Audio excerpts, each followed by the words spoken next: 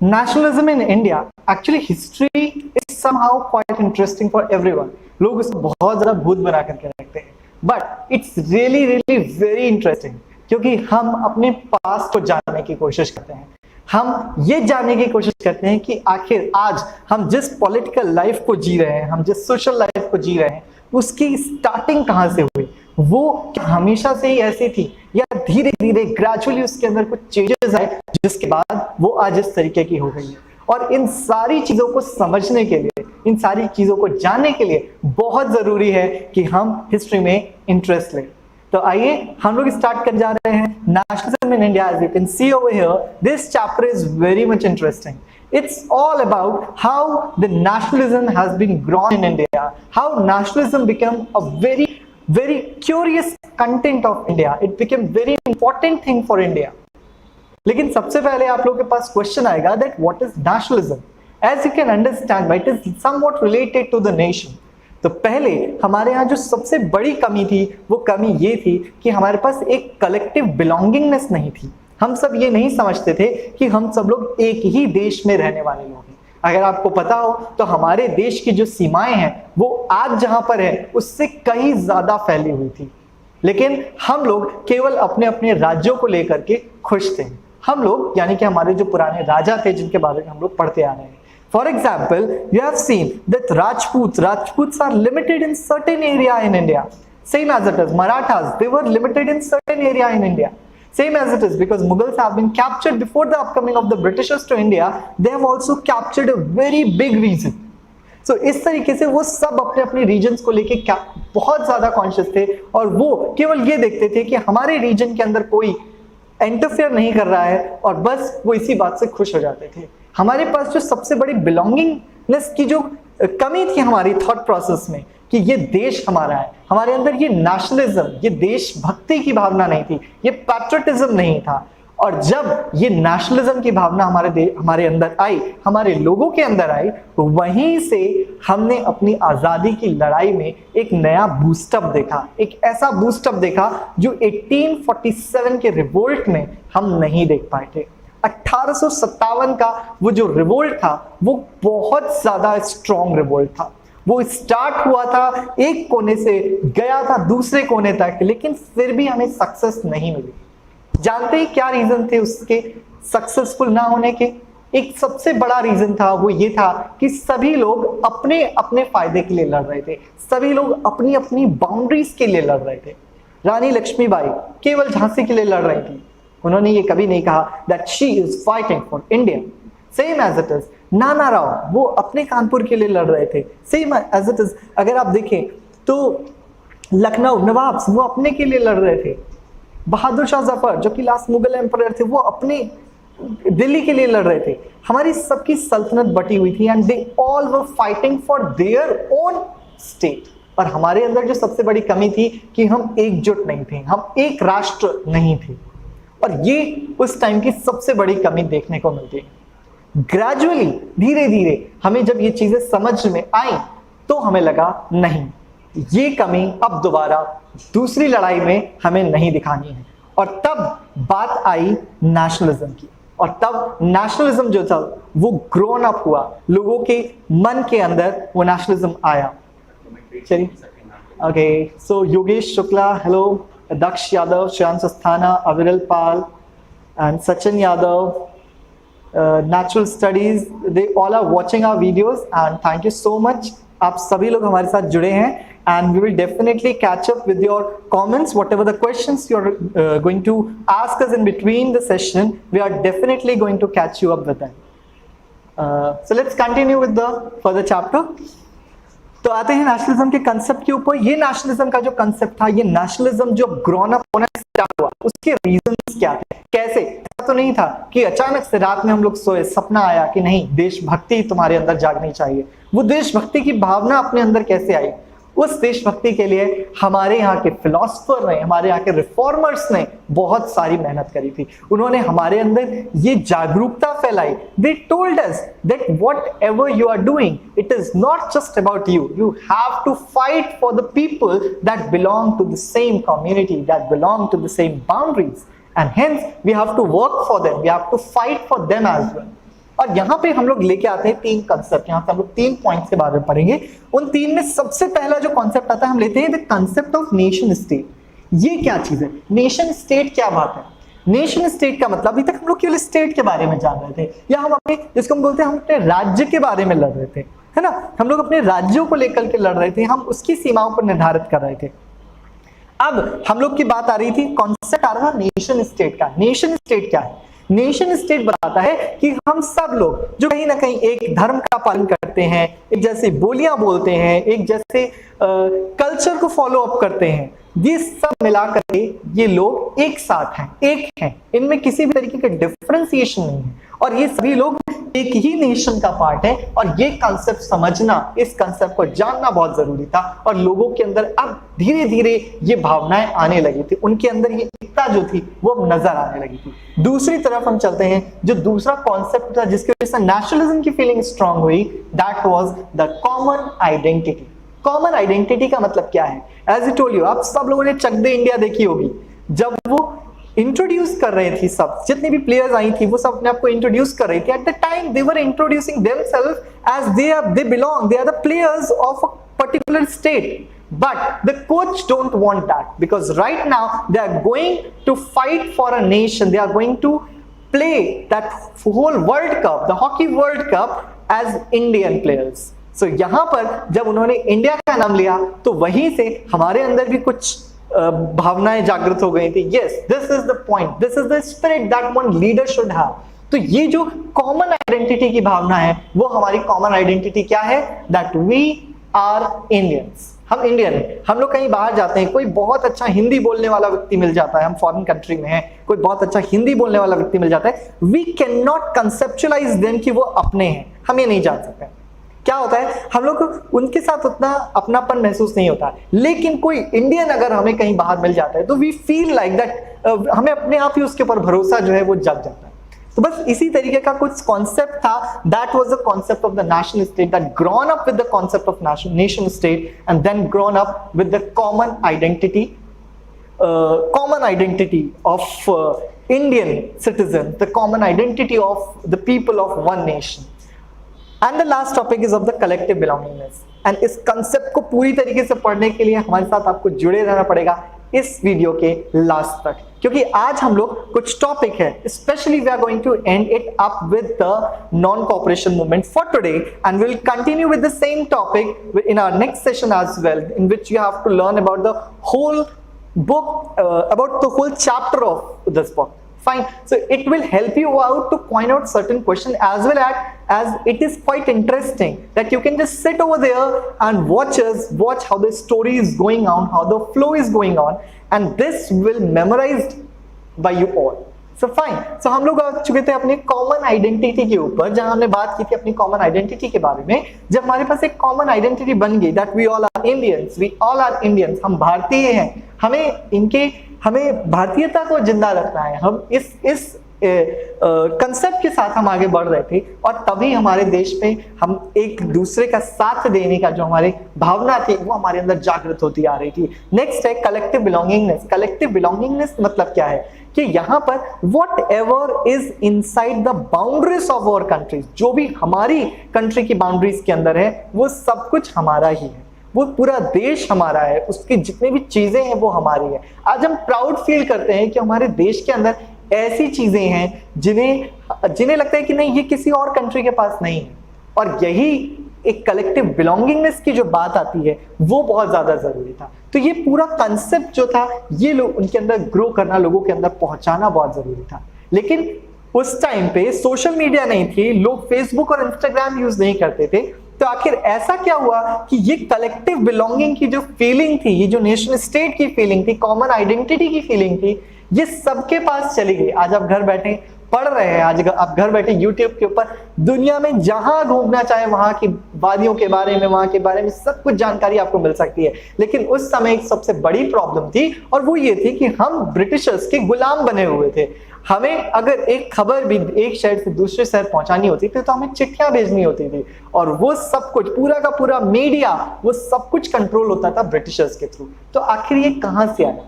तो वहां पर जो कंसेप्ट था वो ग्रो हुआ कुछ चीजों से, कुछ फोकलोर से। हम बात करते हैं फोकलोर्स की। What are these folklores?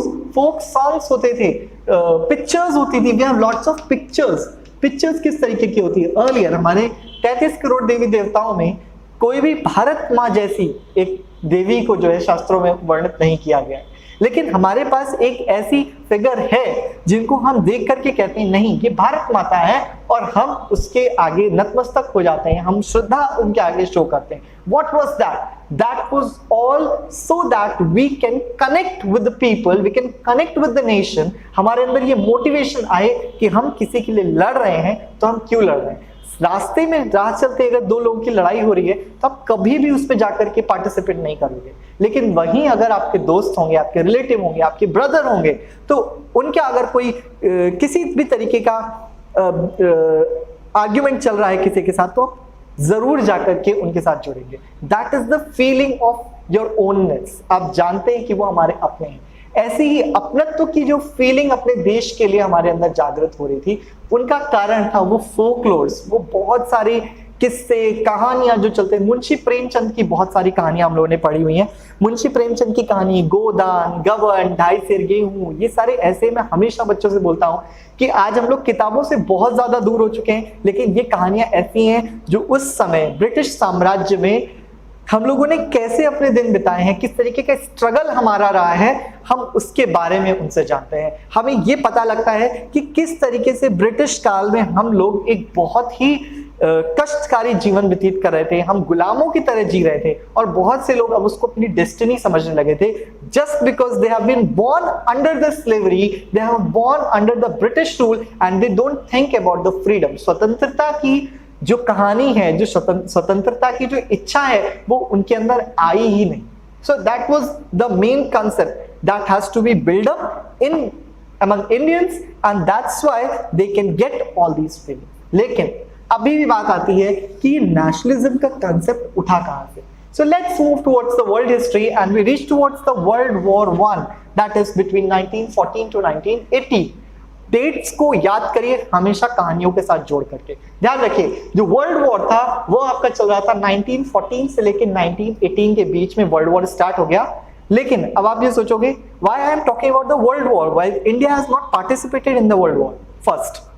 So the thing is that India has not participated in the world war, but the people, the country that was ruling upon us, because हम बात कर रहे हैं 1914 से 1918 के बीच में, that was the time of British rule in India। British rule जब India में चल रहा था उस टाइम पर हमारी मिलिट्री, हमारी जो आर्मी थी, जो हमारे लोग थे, they all are working for the Britishers। And हमें पता है एक्सेस और एलीट पावर्स वहां पे लड़ रही थी, जिसमें कि ब्रिटेन भी एक उनका हिस्सा थी, और ब्रिटेन वहां पे लड़ रहा था, इंग्लैंड लड़ रहा था वहां पे। और तब उन्होंने हमारे यहाँ से जितने भी रिसोर्सेस थे उनको ले जाना स्टार्ट किया, यहां तक कि उन्होंने यहाँ अपने डिफेंस एक्सपेंडिचर को बढ़ाने के लिए टैक्सेस को इंक्रीज कर दिया, बहुत ज्यादा टैक्सेस को इंक्रीज कर दिया। And these were the effects of world war in India. तो इंडिया के अंदर ये वर्ल्ड वॉर जो था, ये इंडिया के अंदर बहुत ज्यादा एजिटेशन क्रिएट कर रहा था, लोगों के मन के अंदर बहुत उनके लिए और भी ज्यादा घृणा जो थी उसको उत्पन्न कर रहा था। बिकॉज उनके जितने भी वॉर एक्सपेंसेस थे उन सब को कंप्लीट करने के लिए ब्रिटिशर्स ने क्या किया, they have just started taking lots of taxes from the Indians. And ये प्रॉब्लम सबसे बड़ी थी, बिकॉज हमारे पास भी हमारा लिमिटेड जो भी हमारा ग्रोथ होती थी एग्रीकल्चर की बहुत लिमिटेड थी, उसमें से भी अगर हम उनको इतना ज्यादा टैक्स पे कर देंगे, so what the Indians will eat, but they just have to harass the Indians. वो केवल उनसे लूटना जानते थे, वो उनके बारे में केयर नहीं करते थे, उनके बारे में सोचते नहीं थे। The second thing is the finance जो भी उन्होंने किया, that was by the war loans and increase taxes. और उन्होंने क्या किया, जितना भी अपना वॉर था उसके जितने भी एक्सपेंसेस थे वो टैक्सेस थे और इंक्रीज रेट्स थे और इन सब चीजों से लगाना स्टार्ट किया। तो ये कारण था। इसकी वजह से क्या हुआ, जो हमारी जो एक कॉमन चीजें थी जिनका हमें बहुत ज्यादा यूज करना था, हमारी डेली लाइफ की जो चीजें थी, कहीं ना कहीं उन सबको लैक हो रही थी। For example today you have something like आप कुछ भी लेकर के आते हो अपने चीजों को अगर किसी भी तरीके से ऐसा होता है कि लड़ाई स्टार्ट हो गई है और या कस्टम ड्यूटीज बहुत ज्यादा लग रही है, उस चीज के ऊपर टैक्स बहुत ज्यादा लग रहा है, तो आटे चावल इन सबका दाल की सबकी जो टैक्सेस, इन सबका जो रेट है वो बहुत ज्यादा इंक्रीज कर जाएगा। और इस इंक्रीज रेट के साथ अब तक जो चीज हमें 50 रुपए में मिल रही थी, आने वाले टाइम पर वही चीज अब हमें 70, 80 या 100 रुपए में मिलेगी। और ये एक बहुत बड़ी प्रॉब्लम हो जाएगी कॉमन लोगों के लिए। क्यों? क्योंकि वो अपने एसेंशियल चीजें ही नहीं खरीद पाएंगे। So that will become very much problematic thing for the people. Next thing that is कि फर्स्ट वर्ल्ड वॉर की वजह से they created economic and political situation. अब हम लोग हमेशा जो बात करते हैं वो किन चीजों की करते हैं, हमारी पॉलिटिकल चीजें। पॉलिटिकल चीजें क्यों जरूरी है? क्योंकि जिस तरीके के हमारे पास पॉलिसीज आएंगी, उन पॉलिसीज के थ्रू ही हमारा लिविंग स्टैंडर्ड जो है वो डिसाइड होता है। तो ये बहुत ज्यादा जरूरी है कि हमारा पॉलिटिकल स्टैंडर्ड बना रहे end of course economic standard हमारा बना रहे। वो इकोनॉमिक स्टैंडर्ड हमें बताता है कि हम अपनी जो डेली अकोमोडिटीज हैं, जो हमारी डेली जो चीजें हैं, हम उन्हें कैसे ले सकते हैं। और इसके बाद जब ये सारी चीजें आई, वर्ल्ड वॉर हुआ, दूसरे देशों में, यूरोप की कंट्रीज में ऑलरेडी नेशनलिज्म का कंसेप्ट डेवलप हो चुका था, वहां पर ये सब चीजें चल रही थी। तो हमारे यहाँ के फिलोसफर्स थे, जैसे हमारे यहाँ राजा राम मोहन रॉय थे, बंकिम चंद्र चटर्जी थे, लाला लाजपत राय थे। They all were the people like हमारे Mahatma Gandhi, the biggest example you have seen Mahatma Gandhi, उन्होंने साउथ अफ्रीका में बहुत बड़ा आंदोलन चलाया। अभी हम लोग उसी पर आ रहे हैं। तो उनके साथ भी हमने देखा कि किस तरीके से महात्मा गांधी ने साउथ अफ्रीका में, although he didn't belong to that country, but he started Satyagraha over there, he fought for the people and from there इन सभी जगहों से we got the concept कि नहीं, अब बहुत ज्यादा जरूरी है कि हम अपनी बाउंड्री सुरक्षित करें। ये ब्रिटिशर्स हमारे यहाँ आए हुए हैं, ये हमारे यहाँ पे रह रहे हैं, इस ठीक है, बट हम अपना शोषण नहीं होने देना चाहते हैं और हम सब एक हैं। जैसे ही हम सब एक हो जाएंगे वैसे ही हम इनसे छुटकारा पा जाएंगे, हम इनकी गुलामी से छुटकारा पा जाएंगे। हमारा अपना कॉन्स्टिट्यूशन होगा, लेजिस्लेटिव असेंबली होगी जहां हम अपने आप को रिप्रेजेंट कर पाएंगे, हमारी बातों को सुना जाएगा। तो ये कंसेप्ट उन लोगों के अंदर आ गया।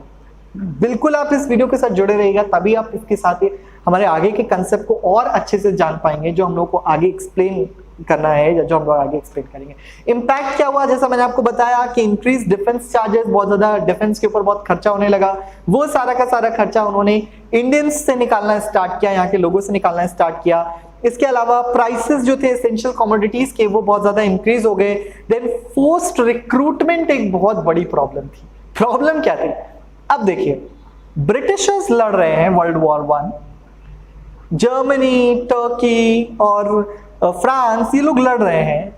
हम लोग साइड में बैठे हैं, we don't need to fight with them, okay they are fighting, उन्हें लड़ने दो, हमें कोई मतलब नहीं है उनसे, बस वो उनका मसला है, वो अपना निपटा लेंगे। बट समहाउ आपको रिक्रूट किया जाता है कि आप यहां से फौज में भर्ती हो जाइए, इंडिया के लोग, इंडियंस फौज में भर्ती हो जाइए, क्योंकि आपको वर्ल्ड वॉर लड़ना है जाकर के। But the thing is that we are not the part of the country that is participating in the world war. Then why should we are getting recruited in these in the war? तो इस वजह से बहुत ज्यादा लोगों के अंदर आक्रोश बढ़ता जाता ब्रिटिशर्स के खिलाफ, और जब वो इसमें पार्टिसिपेट नहीं करना चाहते थे तो इस वजह से ब्रिटिशर्स ने उनको फोर्सफुली रिक्रूट करना स्टार्ट कर दिया। फोर्सफुली उन्हें मिलिट्री में वो एडमिट करते थे, उन्हें मिलिट्री में लेकर के आते थे और उनको जबरदस्ती यहां से ले जाया जाता था कि वो जाएं और जाकर के ब्रिटिशर्स की तरफ से वर्ल्ड वॉर फर्स्ट में लड़े। सो ये सिचुएशन जो थी, ये बड़ी ही वर्स्ट सिचुएशन थी, और कहीं ना कहीं ये सारी सिचुएशन धीरे धीरे एक और बड़े विद्रोह को जन्म दे रही थी। जाहिर सी बात है, हम एक लिमिट तक ही हम किसी को बर्दाश्त करते हैं और उसके बाद हमारे अंदर का आक्रोश जो है वो निकल आता है। लेकिन हम आक्रोश भी अपना तब दिखाते हैं जिस समय हमारी पावर, हमें लगता है कि नहीं हम उसको बीट कर सकते हैं। तो यही हो रहा था, ये छोटी छोटी चीजें जो थी ये लोगों के दिलो दिमाग में धीरे धीरे डेवलप हो रही थी। हमने बताया आपको कि फोकलोर, पिक्चर्स और ड्रामाज, इन सब के थ्रू लोगों तक पहुंचाया जाता कंसेप्ट। वो कह रहे थे कि देश के हर एक नागरिक को अब आगे आने वाले स्वतंत्रता की लड़ाई में हिस्सेदारी देनी होगी। चलते हैं आगे, जैसे हम देखते हैं कि कौन कौन सी प्रॉब्लम्स और हम लोगों के सामने आई जिसकी वजह से यहाँ के लोग बिल्कुल टूट गए, यहाँ के लोगों के अंदर बहुत ज्यादा उनको इरिटेशन होने लगी, वो अब बिल्कुल बर्दाश्त नहीं कर पा रहे थे, अपने हैरेसमेंट की वो लिमिट्स तक पहुंच गए थे। And that was the thing of the crop failure. यहाँ पर उनके ऊपर लगातार ब्रिटिशर्स का प्रेशर बढ़ता जा रहा था और यहाँ उन्होंने क्या किया, उनका क्रॉप जो था वो फेल हो गया, उनकी जो फसल थी वो बर्बाद हो गई। shortage of food due to the diversion of food crops to Europe.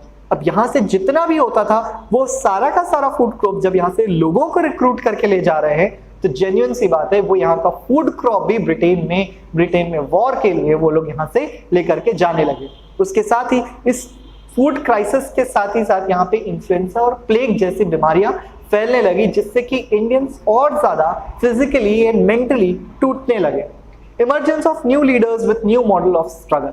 और यहाँ जहाँ ब्रिटेन एक तरफ इन्वॉल्व हो गया लड़ाई में, यहाँ से चीजों को ले जाने में, अपने आप को स्टेबल करने में, बिकॉज वर्ल्ड वॉर चल रहा था, वहीं दूसरी तरफ यहाँ पे कुछ नए लीडर्स जो थे वो इमर्ज आउट होने लगे। देखिए कहानी कितनी सीक्वेंशियल वे में चल रही है। वर्ल्ड वॉर वहां हुआ, उसका इफेक्ट इंडिया में पड़ा क्योंकि यहां से लोगों को फोर्सफुली रिक्रूट करके ले जाया जा रहा था और यहां पर फूड की कमी होने लगी जिसकी वजह से लोगों का आक्रोश ब्रिटिशर्स के खिलाफ बढ़ने लगा और ऐसे में एक लीडर की जरूरत होती है। और यहां पर कुछ लीडर्स ऐसे थे जो सामने निकल करके आए और अब इन लीडर्स ने इस पूरे के पूरे मास एजिटेशन को, इसको हम लोग मास एजिटेशन इसलिए बोलेंगे क्योंकि धीरे धीरे लोग जुड़ रहे थे कि उन्हें स्वतंत्रता चाहिए। ये तीनों चीजें जो हमने यहाँ डिस्कस करी थी, that is concept of nation state, the common identity, the collective belongingness, ये लोगों के अंदर आने लगी थी। वो इस देश को अपना मान रहे थे, वो इस देश को अपना जानने लगे थे कि ये देश हमारा है और हमें इसकी स्वतंत्रता के लिए लड़ना है। लोगों के सेंटिमेंट्स को प्रोवोक करने के लिए कुछ पिक्चर्स सामने आई। भारत माता की ऐसी तस्वीर सामने आई जिसमें वो जंजीरों से जकड़ी हुई थी और वहीं पर लोगों के अंदर जो है कंसेप्ट एकदम बिगड़ गया कि अरे हमारे देश, हमारी जो भारत माता है वो जंजीरों में जकड़ी हैं, गुलामी में हैं, हमें उन्हें आजाद कराना है। इसी टाइम पे एक बहुत खूबसूरत पोएम याद रही है, मैं हमेशा अपने बच्चों को क्लास में सुनाता हूँ।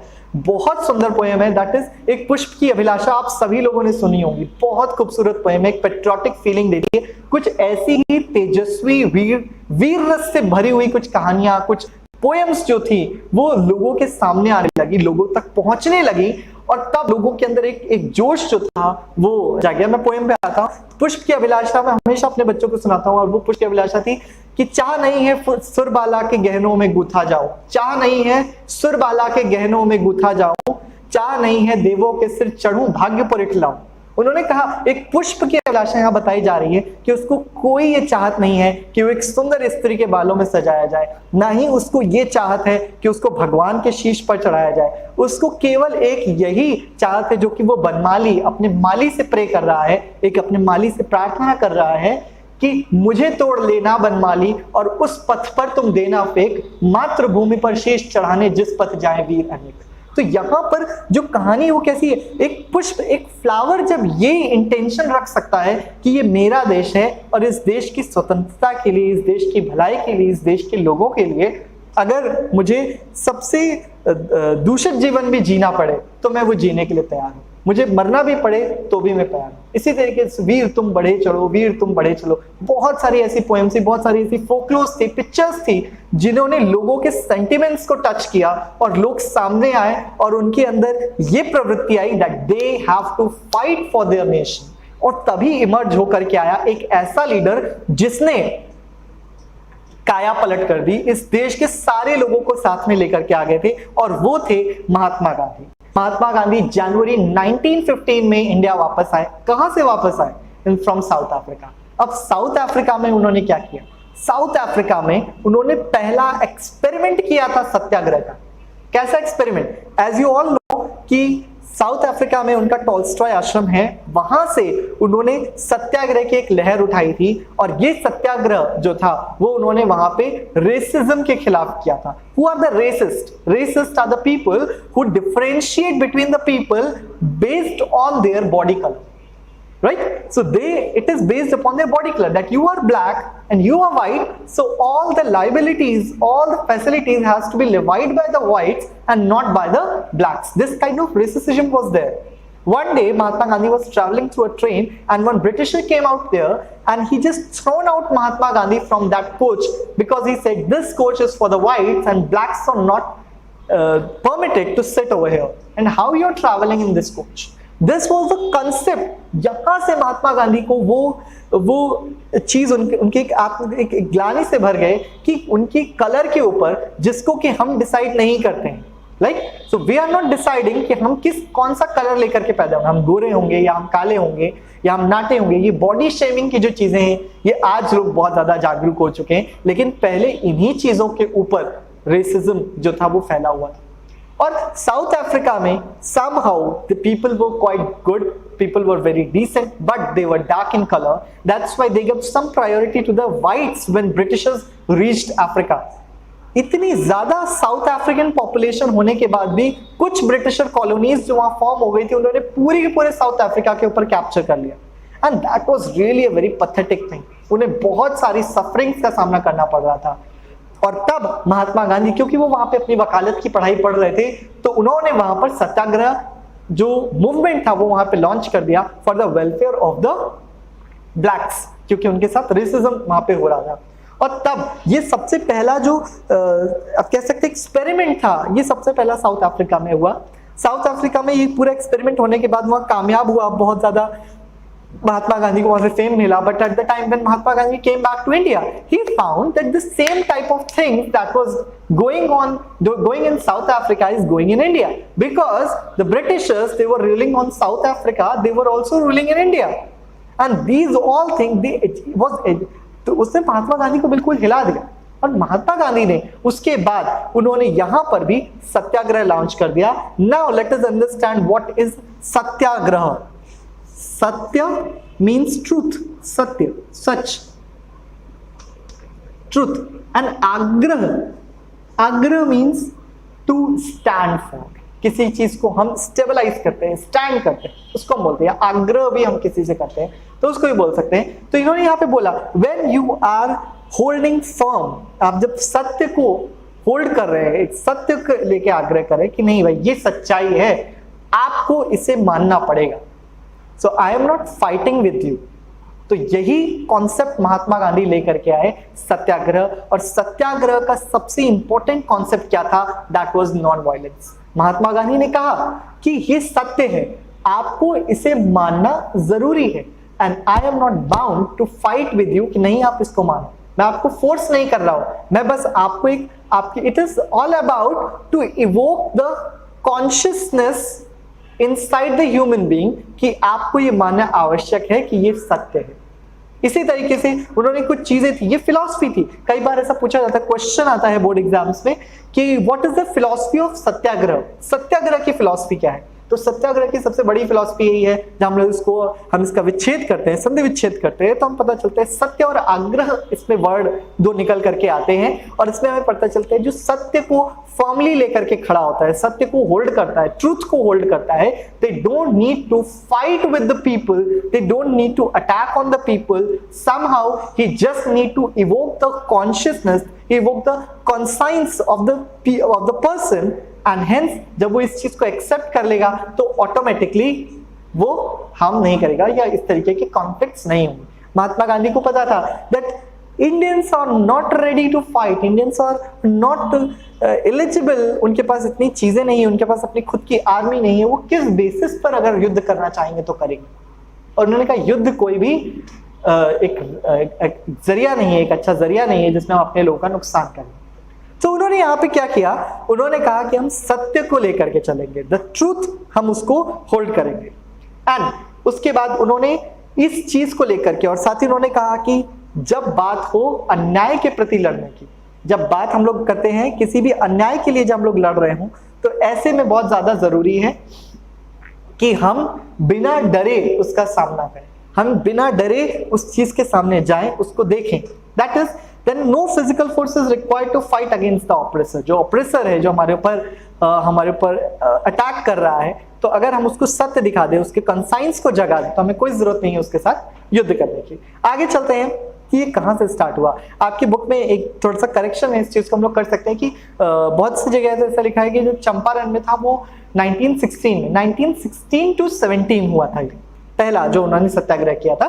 तो कई जगह 17 लिखा है या 16 लिखा है, तो आप उससे कंफ्यूज मत होइएगा। इट इज 16 to 17 तक ये पूरा एक लाइनअप चला था, ये पूरा सत्याग्रह वहां पर उन्होंने स्टार्ट किया था। And that Satyagraha was in Bihar Champaran. और ये जो बिहार चंपारण में, और ध्यान रखिएगा ये पोर्शन वो है जिससे मैप वर्क भी पूछा जाता है, तो साथ ही साथ हमें मैप वर्क भी करते चलना पड़ेगा। कंसेप्ट दिमाग में रखेंगे और हम लोग बाद में डिस्कस करेंगे कि किस वजह से हम मैप में इसको पॉइंट आउट कर रहे हैं। Got it? तो यहाँ पे हम बात कर रहे हैं किस वजह से हुआ था, इंडिगो प्लांटर्स की वजह से हुआ था। बड़ी ही दर्दनाक सी कहानी है उन लोगों की भी। जब वॉर वहां पे चल रही थी उस समय क्या हुआ, अचानक से वो लोग सिंथेटिक नील बनाने लगे। इंडिगो जो है नील है जिससे वो लोग कपड़ों को डाई करते थे। एज यू नो दैट कि यहाँ से इंडिया से कॉटन का और कपड़ों का व्यापार बहुत बेहतरीन चल रहा था ब्रिटिशर्स के साथ में। तो हालांकि हमारा कोई फायदा नहीं हो रहा था उसमें, सारा फायदा ब्रिटिशर्स का ही था। वो यहाँ से रॉ मटेरियल ले जाते थे, they feed there industries in Britain, they bring back the same cloth that they have taken from India in lesser cost, and after printing it, investing very less amount of money on the same cloth that they have been taken from India, they print it with expenditure of very small amount of money and bring it back to India, sell it in India at very high rates.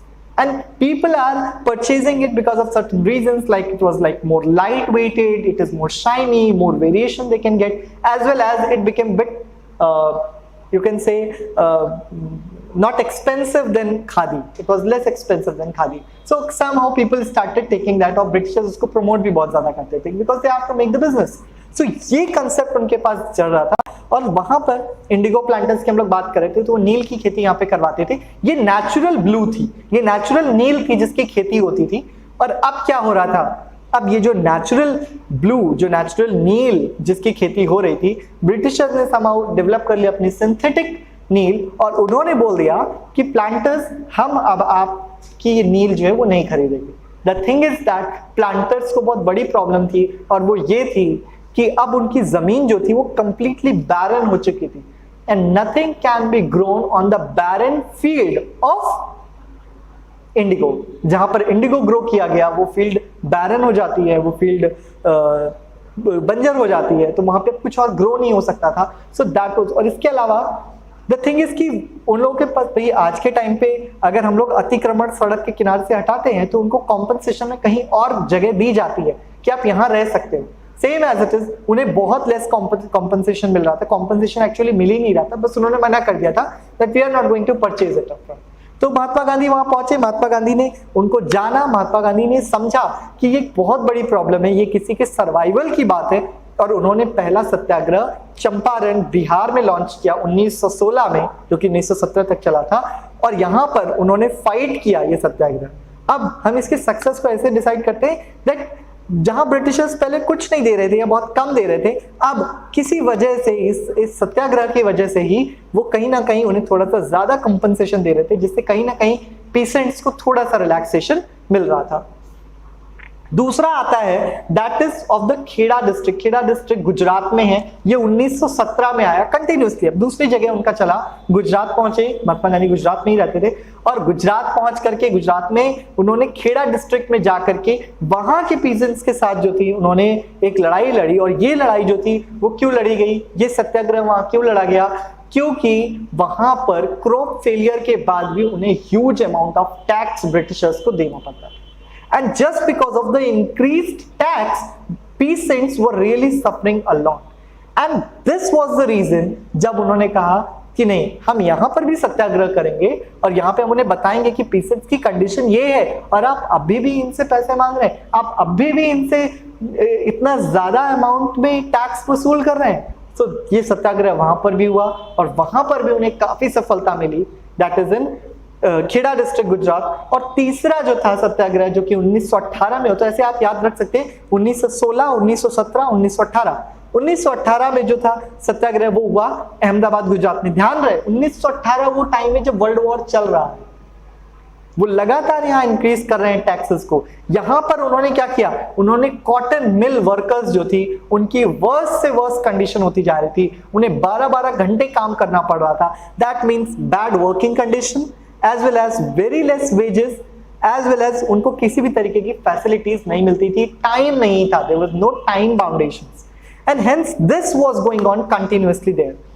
और ये reason जो था, ये reason बहुत problematic था, और जहां महात्मा गांधी आए, महात्मा गांधी ने उन कॉटन मिल वर्कर्स के साथ जुड़ करके और ये आगे बढ़ाया, ये सत्याग्रह आगे बढ़ाया, और उन्होंने एक और तीसरा सत्याग्रह बहुत ही सक्सेसफुली वहां पर कंप्लीट किया। इसके आगे हम लोग कंटिन्यू करेंगे, but before that let me check out some of the message. या we are getting so many messages and okay, so there is Sachin Yadav, Dhruv Bhadoria, Priya Shukla, Anurag Verma, and some is Scouter Gaming, and then after Aviral Dwivedi, yes, Aviral Dwivedi is also here, Yogesh Shukla is here, and बहुत सारे messages आए हैं। Thank you for joining us over here. निशान सिंह, इसके अलावा बिल्कुल बिल्कुल आप अपने क्वेश्चंस भी यहाँ पे पोस्ट कर सकते हैं। Himanshu Krishnan, Yogesh Shukla and Lee Crasher, Tavishi, Shreyansh Asthana, Vijay Saini, hello everyone. So I'm very happy that you all are joining us over here and listening our lectures, and keep on commenting, keep on sending your like your questions, and जो लोग chapter पढ़ चुके हैं उनके लिए अच्छी चीज़ है कि फिर से रिवाइज हो जाएगा। बैठे बैठे हम लोग गेमिंग स्लॉट पे थोड़ी देर बाद चले जाएंगे। अभी हम लोग ये देख लेते हैं, पूरी वीडियो कंप्लीट कर लेते हैं, then after will go for the gaming slot. और आई गेस मुझे भी बहुत मजा आएगा अगर आप लोग के कमेंट्स आते रहेंगे, आप लोग जो है क्वेश्चंस करते रहेंगे। It's very much important for everyone. Thank you so much for joining us over here. तो चलिए हम लोग आगे चलते हैं। हमने यहाँ पे फिलॉसफी पढ़ी सत्याग्रह की। अब क्या था, ये पूरा का पूरा भी महात्मा गांधी एक लीडर नहीं थे, एक नॉन, यू कैन से कि नॉन फेमस लीडर थे Mahatma Gandhi. Non famous leader का मतलब आप समझ सकते हैं कि आज के टाइम पे सोशल मीडिया इन्फ्लुएंसर्स होते हैं जो इंस्टाग्राम पे, यूट्यूब पे, ओके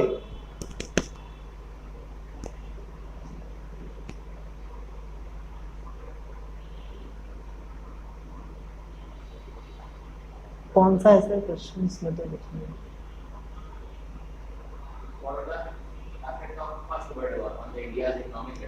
हाँ, सी एज आई टोल्ड यू ना, बिकॉज यहाँ से कॉटन मिल वर्कर्स को भी, उनसे भी कपड़े वगैरह जो भी चीजें वो यहाँ से ले जाया जा रहा था। क्रॉप के ऊपर बहुत एकदम अचानक से जितनी भी क्रॉप थी वो पूरी की पूरी क्रॉप यहाँ से आप ले गए, हमारे भंडारे में, हमारे जो स्टॉक है उसमें बची नहीं। दूसरी तरफ यहाँ पर हो गया फेमाइन, यहाँ पे प्लेग और इन्फ्लुएंजा जैसी बीमारियां फैल गई, जिसकी वजह से क्रॉप फेलियर भी था, ये बीमारियां भी फैल गई। यहाँ के जो हमारे स्टॉक पे क्रॉप रखा था वो भी चला गया। तो हमारा इंडिया आज जितना एग्रीकल्चर करता है उससे कहीं ज्यादा डिपेंडेंट था एग्रीकल्चर के ऊपर उस समय पर, और इस वजह से यहाँ पर हो गई क्रॉप, जितने भी फूड की उसकी कमी हो गई। सो कहीं ना कहीं हमारी पूरी इकोनॉमिक कंडीशन जो थी पूरी नीचे गिर गई। तो ये इकोनॉमिक हमारे ऊपर एक इफेक्ट जो था वो पड़ा, जिस समय ब्रिटिशर्स ने वर्ल्ड वॉर में पार्टिसिपेट किया, एंड हम लोग उसका हिस्सा नहीं थे, फिर भी कहीं ना कहीं उसका सारा कॉम्पेंसेशन। दूसरी चीज टैक्स, हमारे पास जितनी आमदनी आ रही है उसमें भी हम बड़े अमाउंट पे टैक्स पे कर रहे हैं ब्रिटिशर्स को। सो that was like one of the biggest problem, कि जिसकी वजह से हमारी पूरी की पूरी जो इकोनॉमिक बैकग्राउंड था, हमारी जो इकोनॉमिक कंडीशन थी वो पूरा का पूरा नीचे गिर गया। सो that was the drawback on India while Britishers were ruling over there. I hope your doubt is clear. Please keep on sending your questions. तो यहाँ तक हमने देखा कि किस तरीके से सत्याग्रह जो था वो एकदम स्टार्ट हुआ, एक कॉन्सेप्ट आया और महात्मा गांधी एक लीडर की तरह इमर्ज आउट हो रहे थे, इमर्ज आउट निकल। अच्छा, एक चीज और है, मैंने अभी कुछ टाइम पहले ही पता चला था, जिसपे हमने ये देखा कि महात्मा गांधी को जहां जहां उन्होंने सत्याग्रह किया वहां पर उन्हें कुछ और लीडर्स भी मिले। फॉर एग्जाम्पल लाला लाजपत राय उनको मिले, गुजरात में ही मिले थे। इसके अलावा डॉक्टर राजेंद्र प्रसाद उनको मिले, नेहरू जी के साथ उनकी बातें होनी स्टार्ट हुई, नेहरू जी को उन्होंने जाना, और इस तरीके से बहुत सारे लीडर्स थे, बहुत सारे अलग अलग लीडर्स थे जिनके साथ उन्होंने ज्वाइन किया अपने आप को, उनके कंसेप्ट को समझा, अपने कंसेप्ट को उनके सामने रखा। क्योंकि ये जो लीडिंग कैपेसिटी होती है, केवल एक ही लीडर पूरे के पूरे देश को लेकर के नहीं चल सकता था। तो उन्होंने क्या किया, उन्होंने दूसरे लीडर्स के साथ ज्वाइन किया और कहा कि आप अपने ग्रुप को, जो आपकी कम्युनिटी है, जहां पे आप देख रहे हैं कि आपके पीछे इतने लोग हैं, आपके इतने फॉलोअर्स हैं, आप उनको बताइए और कहिए कि वो देश की स्वतंत्रता के लिए एक साथ आते जाए। तो हम लोग आगे चलेंगे, आगे चलते हम लोग देख रहे हैं यहाँ पर that is base for the non cooperation movement. हम केवल नॉन कॉपरेशन मूवमेंट की बेस तक आज हम लोग क्लियर करेंगे कि आखिर नॉन कॉपरेशन मूवमेंट जो बड़े पैमाने पर किया गया उसका बेस कैसे बना। देखो, किसी भी लड़ाई का एक बेस, हमने लास्ट ईयर पढ़ा था हिस्ट्री में कि जो हिटलर था वो आया, उसने जर्मनी में एक छोटा सा सिपाही था फर्स्ट वर्ल्ड वॉर में, और सेकेंड वर्ल्ड वॉर तक आते आते पूरे जर्मनी का डिक्टेटर बन गया। तो एक सिपाही से एक डिक्टेटर तक की जो उसका सफर था वो बड़ा शानदार था, उसने बहुत अच्छे से कैप्चर कर लिया। लेकिन डिक्टेटर बनने के बाद उसका डाउनफॉल कैसा हुआ और वो क्या रीजन था जिसकी वजह से उसका डाउनफॉल हो गया। अगर लोग उसको पसंद करते, अगर जर्मनी के लोग उसके साथ होते, उसके थॉट प्रोसेस के साथ होते, तो शायद हिटलर इतनी जल्दी नीचे नहीं गिरता। लेकिन क्या हुआ, उसने इस तरीके का बैकग्राउंड प्रिपेयर कर दिया जिसकी वजह से उसका पूरा सपोर्ट चला गया, लोग उसके अगेंस्ट हो गए और ये एक बहुत बड़ा रीजन बना उसके डाउनफॉल का। यहीं पर हम लोग ये बात करने जा रहे हैं कि नॉन कॉपरेशन मूवमेंट स्टार्ट हुआ, नॉन कॉपरेशन मूवमेंट स्टार्ट होने के पीछे रीजंस क्या क्या बने। तो हम यहाँ पे 3 रीजंस को लेकर के चलेंगे। पहला जो रीजन था वो था रोलेट एक्ट। 1918 में वर्ल्ड वॉर खत्म हो गया, तीनों सत्याग्रह पूरे हो गए थे और ब्रिटिशर्स को समझ में आने लगा था कि कहीं ना कहीं कुछ खिचड़ी पक रही है। इस खिचड़ी पकने के पीछे उनका जो नजर था वो था लोगों के ऊपर कि लोग अब क्या कर रहे हैं। They were continuously making scenario to fight against the Britishers. वो कंटिन्यूअसली एक ऐसा सिनेरियो बना रहे थे जिससे कि वो ब्रिटिशर्स के साथ फाइट कर सके, और ये ब्रिटिशर्स को समझ में आ रहा था और इसलिए उन्होंने तुरंत ही यहाँ पे रोलेट एक्ट लगा दिया 1919 में। था क्या ये रोलेट एक्ट, ध्यान से सुनिएगा। रोलेट एक्ट गवर्नमेंट को ये पावर देता था to repress all the political activities, जितनी भी पॉलिटिकल एक्टिविटीज हैं उन सबको सप्रेस कर दें। जितने भी पॉलिटिकल, यानी कहीं पे कोई नेता इमर्ज आउट हो रहा है, कोई गुटबाजी कर रहा है, कोई भाषण दे रहा है, या कोई नई पार्टी बना रहा है, या कुछ पॉलिटिकल एजेंडाज क्रिएट किए जा रहे हैं, पॉलिटिकल डिस्कशंस हो रहे हैं, उन सबको निरस्त करने की पावर रोलेट एक्ट दे देता था।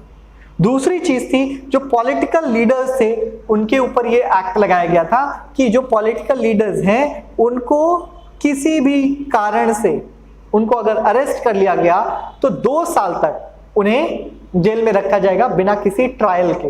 ट्रायल मीन्स यहाँ पे जैसे आपने पढ़ा होगा 8th क्लास में कि जो पुलिस है, पुलिस की जो रोल है पुलिस का, या उसकी जो ड्यूटी है वो क्या है। If the police in India arrest any person, they have to present that person in court within 24 hours।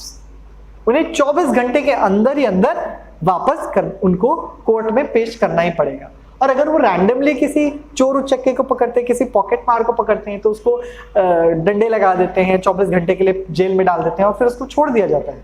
तो समझो इस तरीके की चीजें हो जाती है। लेकिन मेन जो रूल है वो ये है कि if the police has arrested anyone, उन्हें 24 घंटे के अंदर उन्हें कोर्ट में पेश करना होता है, और उन्हें पेश करने के बाद जो भी कोर्ट फैसला ले, अगर उसको रिमांड पे भेजती है तो पुलिस की कस्टडी में रहता है, अदरवाइज चला जाता है वो। तो ये इस तरीके की चीजें रहती है, लेकिन कोर्ट में पेश करना होता है। लेकिन यहाँ रोलेट एक्ट ने क्या दे दिया, एक तो आप किसी भी तरीके की पॉलिटिकल एजेंडा क्रिएट नहीं कर सकते, दूसरा पॉलिटिकल लीडर्स को बिना ट्रायल के लिए जेल में डाल दिया जाएगा 2 साल तक।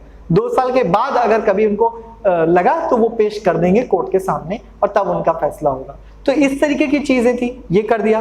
लेकिन 6 अप्रैल 1919 में हड़ताल और रोलेट सत्याग्रह जो था उसको लॉन्च कर दिया गया, महात्मा गांधी ने लॉन्च कर दिया। क्यों भाई, जाहिर सी बात है, हमारी बुक में लिखा हुआ है कि रोलेट जो सत्याग्रह है उसको उसका कोई औचित्य नहीं बन रहा था। क्यों उसको किया गया था, no one knows, and the only thing was that कि कहीं ना कहीं हम इंडियंस को थोड़ा सा लेट डाउन कर दें, इंडियंस को पर थोड़ा सा कंट्रोल कर लें। उन्होंने ये जो लॉ था वो हमें निकाल करके सामने रख दिया था, हमारे सामने उसको प्रेजेंट कर दिया था। Let's move forward. 6 अप्रैल को हड़ताल स्टार्ट हो गई, Rowlatt Act, Rowlatt satyagraha launch कर दिया गया। कैसा था ये Rowlatt Act? As you know that ये महात्मा गांधी ने ये सत्याग्रह यहाँ पे भी लॉन्च किया, और ये सत्याग्रह का जो मेन कंसेप्ट था, जो की कंसेप्ट है सत्याग्रह का, वो हमेशा जो कांस्टेंट रहा वो यही था that it should be non violent. वो नॉन वायलेंट होना चाहिए। रैलीज, स्ट्राइक, प्रोटेस्ट जितने भी थे वो चारों तरफ इंडिया में स्टार्ट हो चुके थे। ये सारी चीजें इंडिया में एकदम से स्टार्ट होने लगी just after the call of the Mahatma Gandhi कि उन्होंने रॉलेट सत्याग्रह स्टार्ट कर दिया है। पीपल, लोग जो थे वो कलेक्ट होने लगे, लोग इकट्ठे होने लगे, रैली करने लगे। जब रैली करने लगे तो उसी टाइम ब्रिटिशर्स के दिमाग में आया कि नहीं, इससे काम नहीं चलेगा, और उन्होंने तुरंत मार्शल लॉ इंपोज कर दिया। अब मार्शल लॉ क्या था? जैसे आप लोग जानते हैं जब इलेक्शन वगैरह होता है तो क्या होता है कि लोगों को एक जगह गुट लगा करके खड़ा होना, लोगों को एक जगह मीटिंग करना, झुंड बना करके खड़ा होना, ये चीजें क्या कर दी जाती है? लेट डाउन कर दी जाती है, खत्म कर दी जाती है, बंद करवा दिया जाता है कि आप एक जगह झुंड लगा के नहीं खड़ा हो सकते। वैसे ही यहाँ पर मार्शल लॉ लगा दिया और उनसे रिस्ट्रिक्ट कर दिया कि आप एक जगह इकट्ठा नहीं हो सकते। और वहीं से स्टार्ट होता है वो दूसरा रीजन जो बनता है नॉन कोऑपरेशन मूवमेंट के लॉन्च के लिए। और वो दूसरा बड़ा रीजन क्या था? That was the Jallianwala Bagh. ये मैसेकर एक ऐसा मैसेकर था, एक इस तरीके का नरसंहार था जिसको कि इंडियंस बिल्कुल बर्दाश्त नहीं कर सकते थे। लेकिन यहां पर जिन निर्दोष लोगों को मारा गया उनकी कहानी और भी ज्यादा दर्दनाक है। क्यों? क्योंकि दिन था बैसाखी का, और बैसाखी के दिन सभी लोग इकट्ठा हो रहे थे। 13 अप्रैल 1919 की बात है जब सब लोग बैसाखी के मेले के लिए इकट्ठा हो रहे थे। कहां पर? जलियांवाला बाग, अमृतसर में। वहां पर ये सब लोग इकट्ठा हुए थे बैसाखी के मेले के लिए, साथ ही साथ रॉलेट एक्ट के ऑपोजिशन के लिए। And it was completely peaceful meeting जिसमें बच्चे, महिलाएं, सब लोग शामिल थे, बुजुर्ग, महिलाएं, जवान, सब लोग शामिल थे इसमें। और वो सब लोग वहां पे इकट्ठा हुए थे बैसाखी के मेले के लिए, साथ ही साथ रॉलेट एक्ट के अगेंस्ट भी उनका एक मीटिंग थी उनकी, जो वहां पे वो एक पीसफुल प्रोसेशन के लिए वहां पर खड़े हो रहे थे। और मार्शल लॉ लगने की खबर उन तक पहुंची नहीं। As I told you, the Facebook, Instagram, YouTube, that was not available, people were not knowing about the phones, और उन लोगों को ये खबर नहीं थी कि मार्शल लॉ इंपोज कर दिया गया है। अखबार भी सबके घर में नहीं आता था, लिटरेसी बहुत कम थी, as you know that, these all were the reason. तो लोगों को पता ही नहीं था कि मार्शल लॉ जैसी कोई चीज इंपोज कर दी गई है। और ये लॉ इंपोज करने के बाद लोग वहां पर इकट्ठा हुए, और तब कमांड लिया जनरल डायर ने। और जनरल डायर ने एकमात्र एग्जिट जो जलियांवाला बाग का एकमात्र एग्जिट था उसको भी सील कर दिया, और सील करके ही just opened fire upon the people. उसने अंधाधुंध गोलियां चला दी उन सभी लोगों के ऊपर, यहां तक कि वो कुआं जो था वो कुआं भी लाशों से पट गया था जो उस जलियांवाला बाग के सेंटर पर था। तो ये कंडीशन थी। अगर आप लोगों में से किसी ने विजिट किया होगा जलियांवाला बाग में तो आपने देखा होगा कि आज भी दीवारों के ऊपर उन गोलियों के निशान आज भी मौजूद हैं, and you can see that what kind of cruelty has been done. और ये सिचुएशन जो थी इसकी वजह से जो पीपल थे, जो लोग थे इंडिया के, वो बहुत ज्यादा गुस्सा हो गए थे, वो बहुत क्रोधित हो गए थे। And that is the reason at this point this Satyagraha, this Rowlatt Satyagraha become violent, और उसने एक वायलेंट रूप ले लिया। और यहाँ पर भी लोगों ने पुलिस के साथ मुठभेड़ करना, ब्रिटिशर्स के साथ मुठभेड़ करना, मारना और बम ब्लास्ट करना, छोटे मोटे, ये सारी चीजें उन्होंने यहाँ पर स्टार्ट कर दी थी। That was one of the drawback of this movement. कहीं ना कहीं ये मूवमेंट जो था वो अपने अंत की तरफ चल दिया था। दूसरा एक और मूवमेंट है जो एग्जैक्टली तो नहीं लेकिन समहाउ इसके साथ जुड़ता है, एंड दैट वाज खिलाफत मूवमेंट। इसलिए हम लोग इसको नॉन कॉपरेशन खिलाफत मूवमेंट भी बोलते हैं। खिलाफत मूवमेंट जो रीजन था वो ये था कि समाउ यहाँ पर जो लोग जुड़ रहे थे वो, अगर हम रिलीजन वाइज देखा जाए तो हिंदुइज्म ज्यादा था, मुस्लिम कम्युनिटी बहुत कम जुड़ रही थी। और महात्मा गांधी जी का जो एक मेन कि सबको एक साथ होना है, अपार्ट वो किस रिलीजन को फॉलो करते हैं, किस कल्चर को फॉलो करते हैं, इससे मतलब नहीं है। उन्हें एक पॉइंट को लेकर के चलना है, और वो एक पॉइंट होना चाहिए that we all are Indians. और वो केवल इंडियन के कंसेप्ट को सामने रखना चाहते हैं, और उन्होंने यहाँ पे थोड़ा सा फायदा उठाया। फायदा कैसे उठाया? हम बात करते हैं टर्की के, यानी कि अगेन वर्ल्ड वॉर फर्स्ट की बात हो रही है। उस टाइम पे जो टर्की, उस टाइम पे ऑटोमन एम्पायर था, ऑटोमन एम्पायर जो है वो टर्की में था, आज की जो टर्की है वहां पर था, और वहां पर खलीफा रहते थे। And all over the world जो मुस्लिम कम्युनिटी है वो खलीफा को बहुत सम्मानित नजरों से देखती है, बहुत रिस्पेक्ट है उनका। और यहां पर क्या किया गया, जब लड़ाइयां हो रही थी, जिस समय फाइट चल रही थी, वर्ल्ड वॉर चल रहा था, उस समय जो जर्मनी एंड टर्की ये पूरा पोर्शन थे, ये हार गए थे, ये हार रहे थे।